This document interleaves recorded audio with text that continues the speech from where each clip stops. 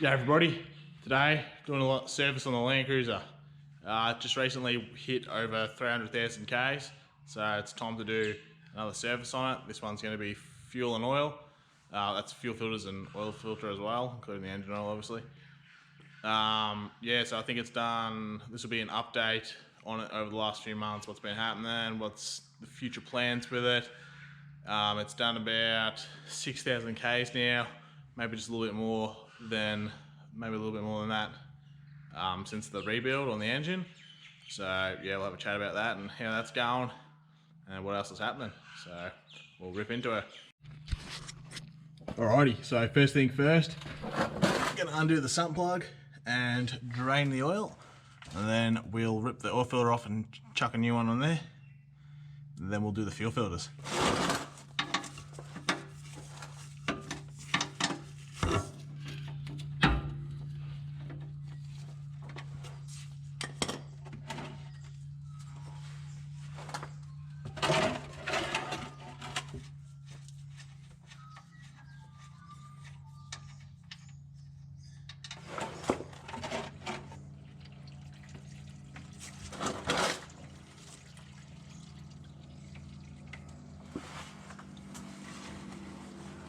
These things hold about 14 litres, I think, so might take a little bit until it's drained.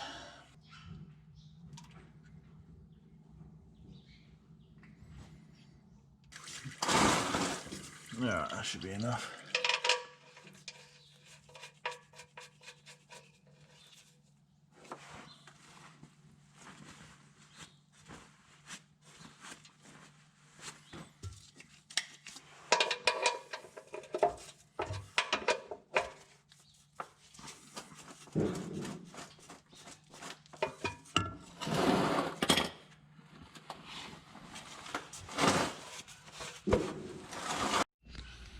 Next, we'll rip the oil filter off, chuck a new one on there. Get the filter strap on. Be easy with that.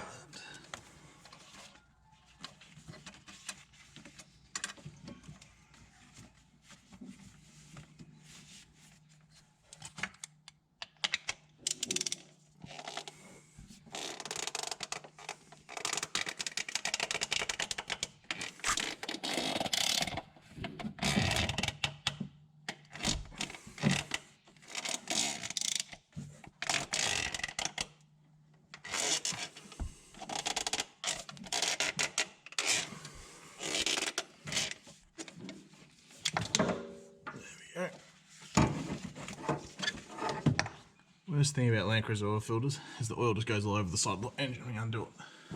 So you need to have a drain tin underneath. Catch the oil that spills out.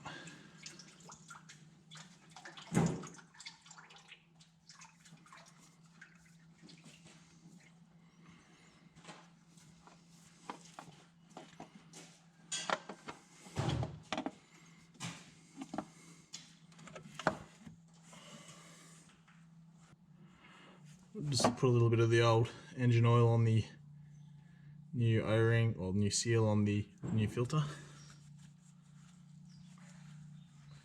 just so it doesn't bind up, and will help it seal up nicely. I'll get this oil filter on.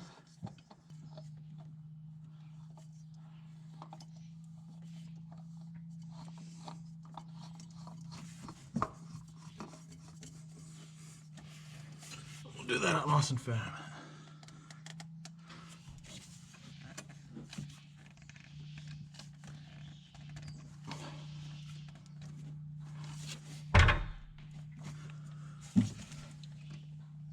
Alright, that should be tight enough.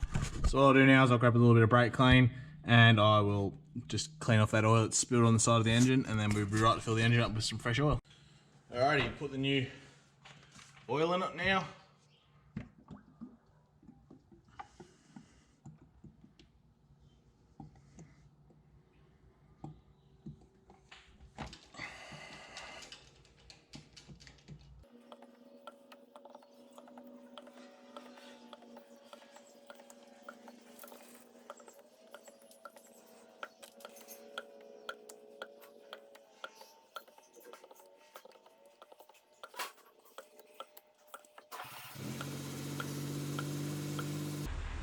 My God, this is taking forever. There's a little, you're meant to cut a little hole on these plastic funnels that go on these drums, but I didn't do it. And how much I did? I'll do it on the next drum, but.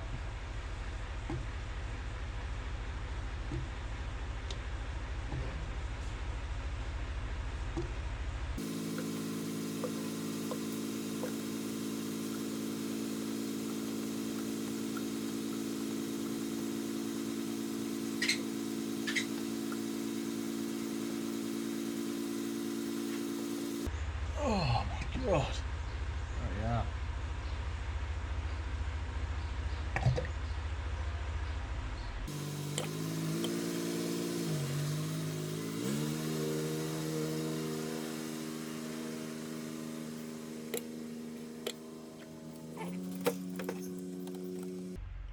Alright, that's 10 litres in there. Just check the oil level and put a bit more in.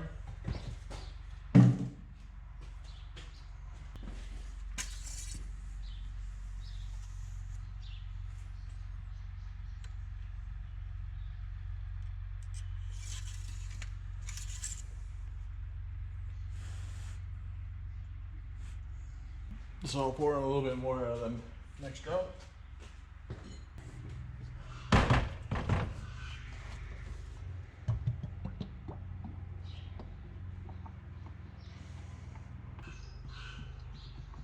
It's a bit quicker with that hole cut in the funnel.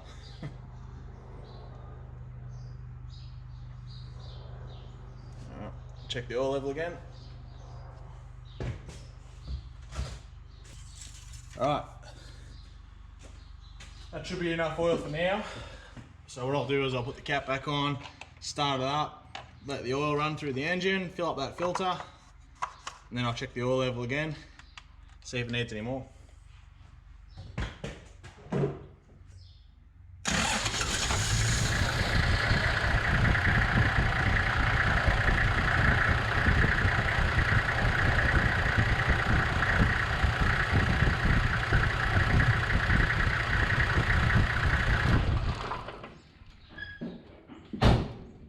Alright, check that oil level again. Hopefully she's all good.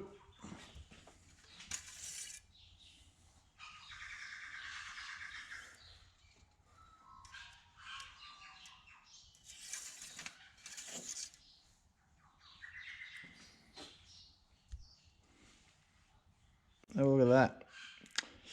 Bang on. Trained professional right here. Okay, engine oil's finished. Now we can do the fuel filters. On the 79 series, the older ones, I'm not sure about the new ones. They're pretty damn easy. They're about as easy as they come, really. These are the filters here. They have two. I'm not sure on the new 79s if they have just the one, and that's why everybody puts on those secondary filters, if that's the reason why. I'm not 100%. Anyway, this one is your bowl type. This is your first one, and this will catch water in the bottom and all your dirt. That's a paper filter in there. So we'll take this whole housing off. It's so much easier. Take the whole housing off and we'll pull the filter out, put a new one in. Then they've got this second one here, which is your secondary filter. And this one's a spin-on type, but it has a sediment sensor in the bottom, which will sense how much, if there's like a lot of water and dirt in the bottom of your fuel filter, there's like a little float. And what will happen is if there's a lot of water, that float will obviously float, and it creates contact or creates a circuit through that sensor, and a warning light will come on your dash saying you've got water in your fuel filter, you need to drain that out. The sensor will float back down and disconnect the circuit, and then it's all happy days. Or you just replace the filter, which is probably a better option, because if you've got water and dirt in there, you may as well do it. You just, cause trouble for yourself and why not doing it. So I'll take those two fuel filters off and then chuck the new ones on. All right, first thing you do when you're doing these fuel filters is they've got these little hose clamps here. You need to get that one you don't need a pair of pliers, you can do it by finger. Same on the other filter as well, you just undo them or release them down the hose so you can take them off. You need to get a pair of pliers for this one here. Or will I? Oh no, I reckon that one might just slide off. Yep, that one just slid off. The hose clamp's not very tight. Just slide your hoses off. I'll leave those ones on there for now. It'll drip a bit of fuel on your car, whatever, doesn't matter. It's only diesel, not going to make any problems. Just give it a brake clean off, happy days. And you got two 12mm bolts up here. So get me ratchet, I'll do those, and then that whole filter slips straight off.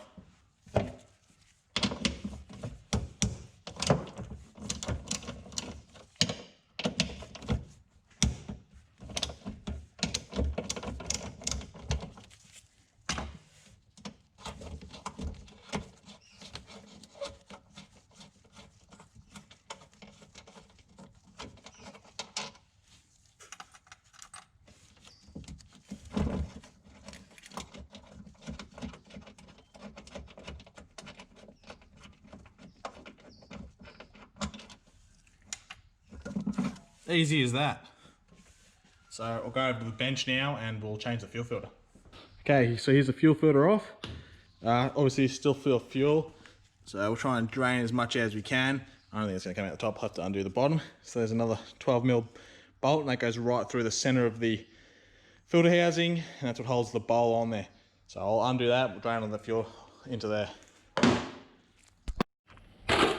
Alright, just got the fuel filter set up in the vise. So we'll undo this bolt. I'm just going to spin the vise. Sounds good.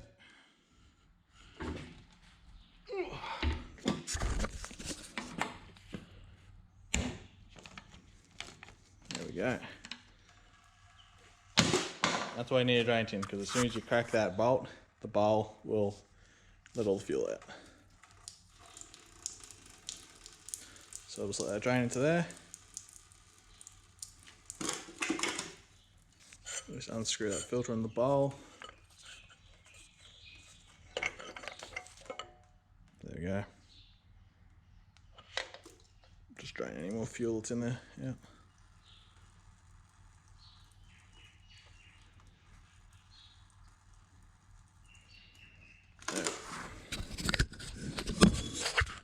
Now just pluck this fuel filter out.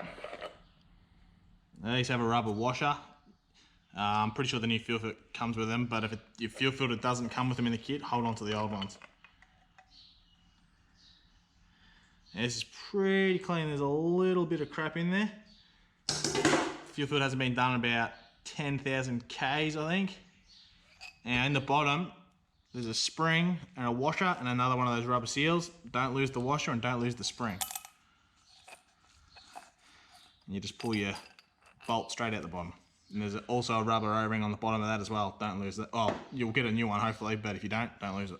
And you'll see in there, well, there's the spring in your washer. You'll see a little bit of this on one of those 4 circles. There's a bit of grey crud.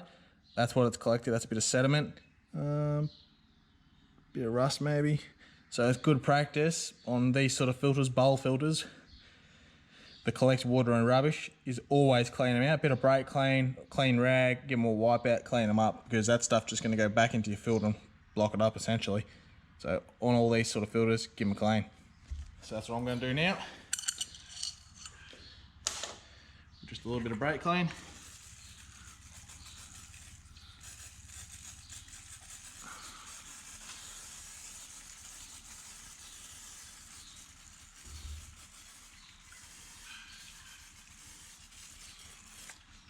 Grab a rag and I'll give that a wipe out.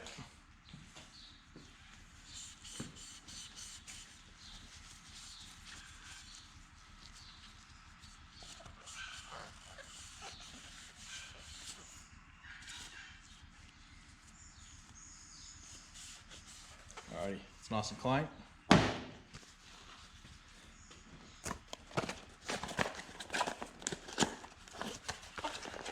Okay, got the new filter here.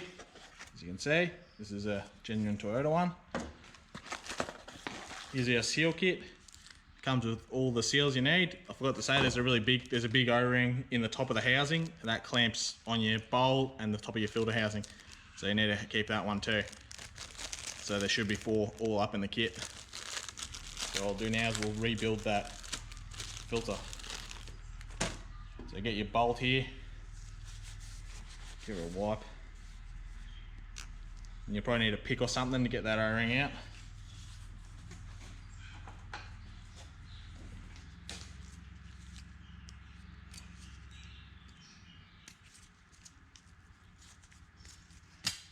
There we go.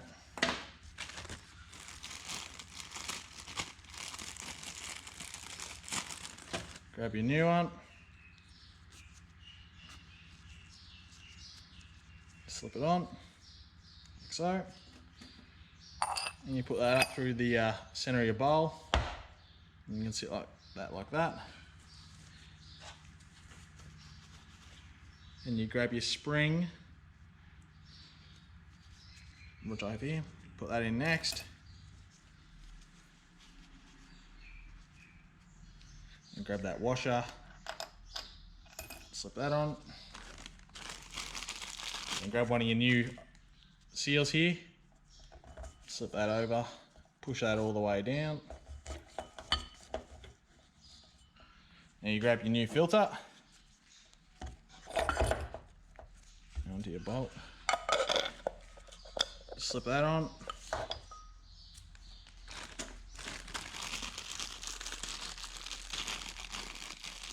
Grab that top seal, put that on top. And you need next step is pluck this seal out of the filter housing with a pick, like so. Grab your new one, and that should slip straight in.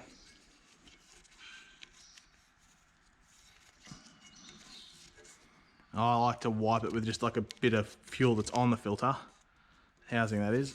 Just wipe that down. It gives it a bit of a lubrication for when you're putting that bowl on, and it helps it seal too. So now that's ready for the filter and the bowl to go back on.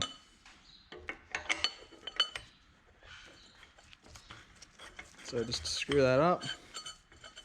You just want to make sure you get that bowl centered in your seal there. You don't want it on there cockeye, or it'll hose out fuel. Alrighty, that's on. So I'll tighten that up. And that one's ready to go back on the ute. Alright, got that bowl filter on. So now it's time to take off the primary here. Same thing as before, take the two hoses off and undo the two bolts. There's also a wire on the bottom of the sensor you have to unclip. But I'll show you that when I pull it off.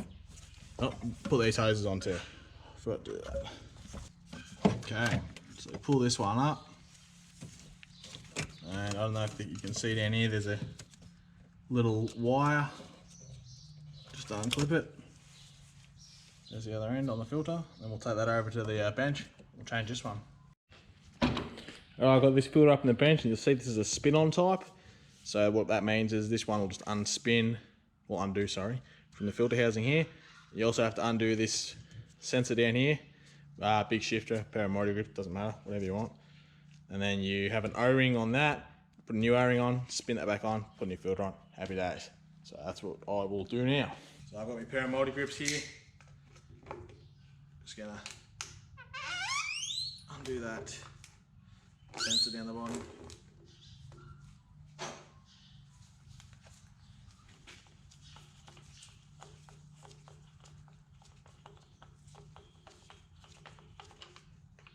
There we go. So here's the float I was talking about. And that, when that gets full of water, that'll come up to there. And then it'll put the light on your dash. So yeah, remove your old O-ring. We'll put a new one on when we get the filter out.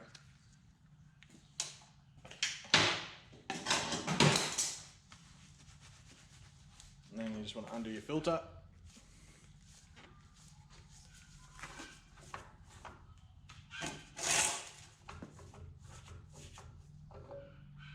Easy as that. Here's the new one. So there's your new O-ring on that sensor. Now the top of these ones have a seal in them as well, as you can see there, but it's in the filter, so you don't need to install it. So just give that a bit of a lube up with a bit of fuel, and then you can wind that on to the housing.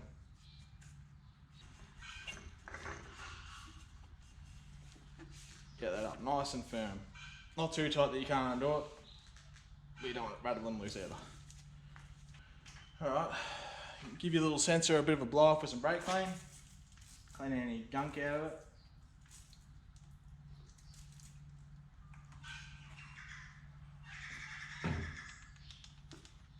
And that's ready for your O-ring.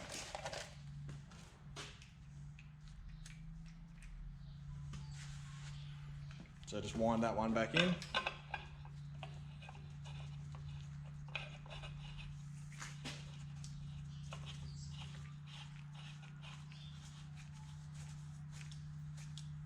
This one also doesn't have to be super tight, but in saying that, you don't want it leaking either.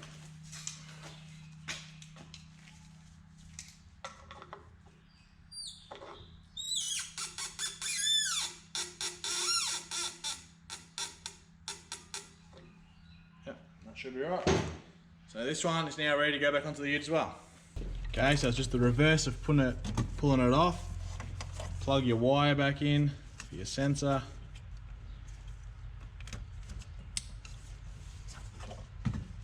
Stuff all that, stuff the wiring down there, make sure you don't get it jammed on anything. Then slip your filter back in onto the bracket, whack your 2 bolts on. Okay, got the bolts on, filters on. So what you want to do now is grab on the filters. There's obviously this hose here, goes down and straight back up into this one. So this is the supply to this secondary fuel filter. So plug that one back in, or on. Now leave your supply to the pump, fuel pump that is, off, because that'll help us bleed it up. That'll give us somewhere for the air to go. And then you just pump the top of it. Now we've got to fill both these 2 fuel filters up with fuel, so it could take a little bit. You just want to keep pumping it. You'll feel it start to go firm when it sucks fuel through into the secondary filter.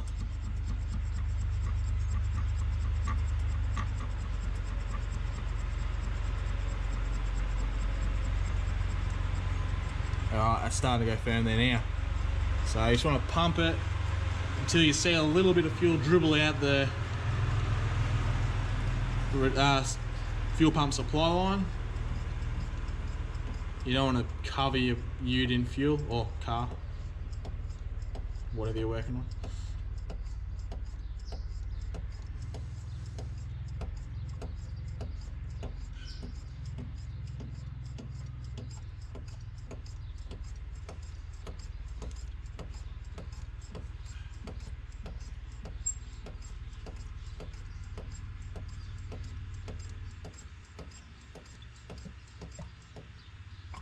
Alright, fuel's starting to come out, so I'll put the hose back on.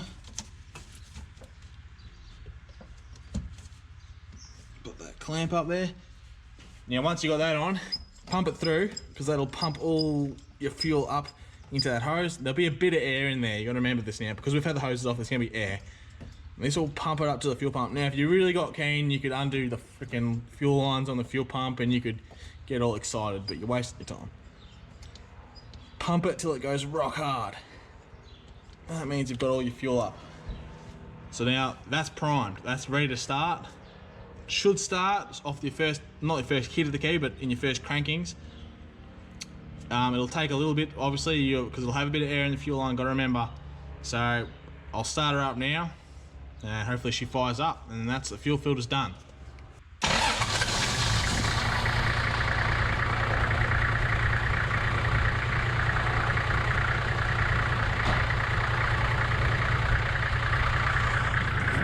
Okay, that's started up straight away, which is a good sign. So when you've done your fuel filters, let it run for a minute, because if there's any air in the line, that'll bleed through and it'll like maybe have a little mist in the engine for a second there, because it's not putting any fuel into the cylinder. If you've made a mistake, this is when it'll show. If you haven't got one of those seals on correctly and it's leaking air into your fuel filter, you'll either see fuel dribbling out of your fuel filters, or your engine will be running really rough and it'll like have no power. That's when you know you've got air going into your system, and you'll need to pull your fuel filter back off, check your seals, make sure it's sealed properly, and make sure you bleed it properly, or you're gonna have dramas trying to start it. So I'll let that run for a moment, and then that's the lube side of the service done. I've got to grease a little bit, but that's the majority of it done. Just noticed when I was letting the fuel, letting the engine run, get all that fuel going through it, noticed the idler pulley, or the adjusting pulley for the AC belt, looks like the bearing's going out. You can see a wobble in it. I'll show you what that looks like. You see the idler pulley, that one just there has a slight wobble to it. It's hard to tell on the camera. Might hold it still. Easy to see there, I think. It's got a wobble to it. What that means is the bearing inside that pulley is starting to fail. So that's something you need to check on when you're servicing your car, is check all your pulleys and belts. Because when bearings go and you're out on the road, it's not a good thing. So now I know I need to order one of those pulleys, so I'll do that this week. Okay, so I've let the engine run. I just spoke about that AC adjusting pulley. I'll need to get a new one of those, so that bearing's beginning to fail. Yeah, that's pretty much the lube side of the service done. So all that left is grease the tail shaft, grease the steering knuckle, the ball joints on the tie rod ends, and I think the drag, don't know if the drag link has them or not, but got to grease those too. So I'll do that in a minute. A few other little things to check on it. Do my tyre pressures, check my wheel bearings, check spring and shackle bushes, which I know are worn. I'll be doing them soon. Also, you want to check your shocker bushes as well. I know they're also worn, which I'll be doing soon. But yeah, we'll have a little chat about what's been happening with the ute and how the engine's been going, what's the plans coming up, anything, what am I planning on doing on this for the rest of the year. Obviously, as we know, the year's pretty buggered up at the moment. I'm not going to rabbit on about that crap because I'm sick of hearing about it. But will tell you what has been happening with the ute. So, in regards to the engine, been running beautifully. Has not missed a beat, cannot complain at all. Running great. Yeah, I think I spoke about it in the video where I did the first oil change. I'll put a card up about it. I spoke about the fuel economy I was getting. Now, I don't really like calculate or anything. I'm not too concerned. Like, fuel's fuel. You fill up when you fill up. But I noticed on using one tank of fuel on a long drive that will generally use a full tank of fuel, I was getting to my destination and still had 100 k's worth left of fuel in the tank. So there's the proof that that engine rebuild's worked perfectly. Fuel pump being done, new injectors, everything's working as it should be. Them new pistons, getting a good burn in there. So I know that's working exactly how I want it to. So that's the engine. It's running great at the moment. Now, I said in that last video that I was going to be getting the engine tuned at this time when I got it serviced at 300,000 k's. But earlier this year I ran into trouble, and I am now not going to get this tuned until I do the next step in getting this car right. So when I first bought this ute back in 2000 and what year was it? Start of 18. It must have been the start of 2018. I bought it with a gearbox blown to pieces. So I got the gearbox rebuilt, and I thought that'd be the end of it. I thought it was because of the 5th gear, because it's got the R151 gearbox in it, which is notoriously weak for turboed engines. So the turboed 180Z and the R151 gearbox don't get along. So I thought getting that fixed, I got the 5th gear upgrade, apparently, and I thought that was going to be the end of it. So happy days, going about my business. In March, start of March, me and Dad were going up to the Horsham field days. From where we live, that's about roughly 2.5 to 3 hour drive. We literally got within 30 kilometers of Horsham, and the gearbox shut itself. So what happened was, pulled out for a leak as you do. Noticed as we were decelerating, hear a knock in the gearbox, and I didn't think anything of it at the time because I thought the thrust bearing had a problem because it was a bit squeaky. Pulled up on the side of the road, had a leak. We jumped back in the ute to take off again. I've put it into gear, started knocking. I was like, what the hell? Jumped on the highway, took off, and then just all of a sudden just started knocking, bang, bang, bang, bang, bang, bang, bang, bang. I was like, wow, this ain't good. So pulled over to the side of the road, and I thought maybe it's lost its oil in the gearbox or something else has come adrift. Jumped out, ripped the toolbox back open in the back of the ute, checked the oil level. Oil was full, looked clean from what was coming out of the top of it. So I couldn't work anything out just then and there. Noticed just sitting there with the engine off, going into 3rd and 4th was very clicky, like it was hard to get in, like a bit of a crunch. what else happened? You put your foot on the clutch, the knocking would go away.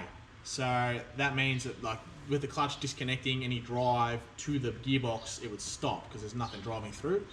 But in neutral, with some resistance within the clutch and whatnot, it can drive through your gearbox, even though you're in neutral, spin everything in the gearbox. I was getting a lot of knocking. So that was the end of that idea of going to Horsham. So I was not impressed. A lot of money later getting it towed back to the farm, back here. I didn't film any of this because it would not have made a good video because I was very angry at the time. Got the ute back, went straight into town to the mob who rebuilt this gearbox. Spoke to them about it, and they said that they would pull it out and they would look at it, and I was going down the lines of it was going to be a warranty type job and I wasn't going to pay a cent for it because I was not impressed at the time. Anyway, they got the gearbox apart within that week. I went and looked at it, and what had happened is fourth gear had stripped all the teeth off it. Now, not their fault, and it's not my fault either. It is the fault of the engine. Because of having the turbo on there, the gearbox is not built for a turbo. So in fourth gear, there is a lot of stress. That's your direct drive gear in fourth gear. So there's a lot of stress on that one gear. So just over the amount of time I'd been driving it, which, 2 years, not a long time. Not even 2 years, about 18 months. And there was a lot of time off with the engine being rebuilt too. The gear had managed to put it had enough stress on it off the countershaft that it tore those teeth off it, and then bound the gearbox up, and it had to be rebuilt because of the amount of power that this engine's putting through. And you're probably thinking 1HZ doesn't actually have that much power. Well, R151 gearbox is crap. That's how it works. So got the gearbox rebuilt. I wasn't going to spend a lot of money on it because I didn't want to. It cost me too much in the end. I wasn't impressed with the people who did the job. When they did give it back to me, I checked over it straight away. Being a mechanic, I want to make sure that what I'm driving is going to be right to drive. Found that bolts were left loose, bolts were cross-threaded into the back of the engine. Not impressed. That's just crap. Anyway, sorted that out. So I did a lot of research, and I wanted to find out what you can do to remedy this problem with the R151 gearbox. So did a lot of research on that, looked at a lot of forums, saw a lot of conversations about people who had done gearbox swaps over with the 1HD FTE gearbox. So that's in the HDJ 79 series, and that's the H150 gearbox, and there's a H151F gearbox they have in them. A lot of people talking about taking the H150s out of, I can't remember if it was out of 80 series or they'll put them into 80 series. No, it doesn't matter. The H150 gearbox is a lot bigger in comparison to the R151. It's huge, massive fifth gear, which solves your fifth gear exploding issues. The only downfall is the ratio of those gearboxes are different. So with the H1Z, the HZ engine and the H150 gearbox in fifth gear at 100 k's an hour, excuse the tractor going by, the gearbox is, well, the fifth gear is spinning, I think takes a lot more to spin it. So your engine ends up going 200 RPM higher when you're in fifth gear, which means you're pretty much howling at 100 kilometers, which isn't ideal. So that's one option. There's a mob up in Melbourne that does full, like they rebuild their own gearboxes and they do the H150, but they set up the gear, fifth gear, so that it doesn't crank your revs up 200 RPM more. So that's the road I'm going to go down. It's quite expensive to do it, so I'm going to save up a little bit, and we're going to put that gearbox into this, and hopefully that solves all the gearbox problems. So this still got the R151 gearbox in it. I'm playing with fire at the moment because it could crap itself at any time again. I'm sort of guessing I can get about 40,000 Ks out of it before I have any trouble. So I'm going to baby it through the rest of this year, get a new gearbox, put that in and send it. So that is that drama as well. Yeah, that's pretty much it at the moment. There's going to be other few repairs coming up. I'm going to do the shackle pins and bushes on the rear axle. They're not buggered, but they are quite worn, and I think it's time to change them. And they've got greaseable ones, and I don't like them. I think that with the greasable ones with the rubber bushes, they get a lot of rubbish in there and they can tear themselves apart. So I want to get rid of those. So I'm going to get rid of them. The rear shockers need to be done. Needs new shocker bushes, but I'm going to chuck brand new shockers on there. And yeah, that's pretty much all that's coming up in the foreseeable future. So yeah, there's the update on what's been happening with the Ute and what's going to happen. So stick around because those things will be happening hopefully before the end of the year. Right, next thing's next. Gonna do the tire pressures.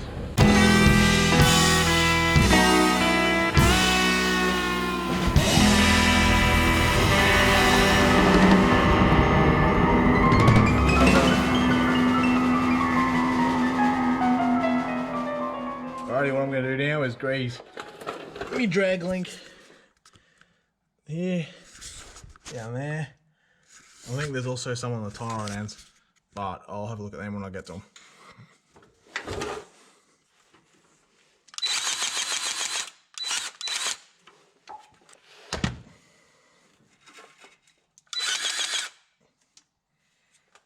Okay, next thing you need to grease is the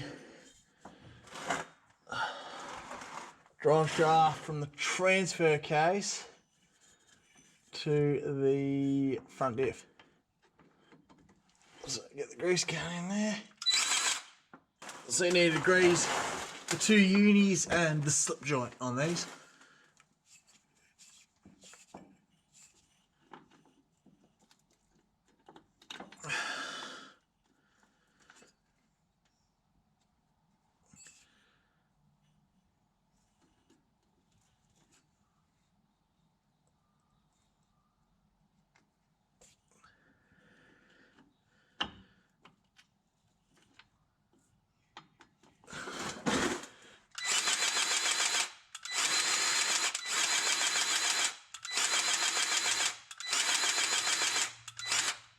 And you also need to do pretty much the exact same thing, but just on the tail shaft. So I'll do that now. All right, I'll grease the tail shaft, grease the 2 unis and the slip joint on it. So that's pretty much everything greased. You can grease the shackle pins and bushes on these, but I'm not going to because it's not going to help it. They need to be replaced, so I'm going to do that soon. So what I'll do now is I'm just going to go around, check my brake thicknesses, just with a light in behind the brake, behind the backing plates and wheels. And I'll just give everything a bit of a once over, check them. I'm also going to check my wheel bearings, make sure they're nice and tight still, and they're not about to fall off, because that's not ideal. And then this will be pretty much done, I reckon.